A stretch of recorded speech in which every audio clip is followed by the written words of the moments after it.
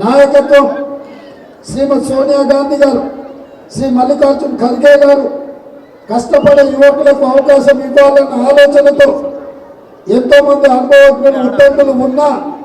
వాళ్ళందరినీ సమన్వయం చేసి ఒక యువకుడికి అవకాశం ఇవ్వడం ద్వారా తెలంగాణ పునర్నిర్మాణంలో కాంగ్రెస్ పార్టీ క్రియాశీలక పాత్ర పోషిస్తుంది, దేశానికి ఆదర్శంగా నిలబడుతుందని ఒక విశ్వాసంతో నమ్మకంతో ఈ బాధ్యతనిచ్చారు. అందుకే ఈరోజు మా వేదిక మీద ఉన్న మంత్రులు పెద్దలు శ్రీధర్ బాబు గారు, పొన్నం ప్రభాకర్ గారు, మా శాసనసభ్యులు అందరం కూడా కఠోరమైన దీక్షతోటి ఈ తెలంగాణను దేశానికి ఆదర్శంగా నిలబెట్టే రాష్ట్రంగా తీర్చిదిద్దే పనిలో భాగంగా రోజుకు 18 గంటలు కష్టపడాలి అని చెప్పి ఈ రోజు మేము ప్రయత్నం చేస్తున్నాం.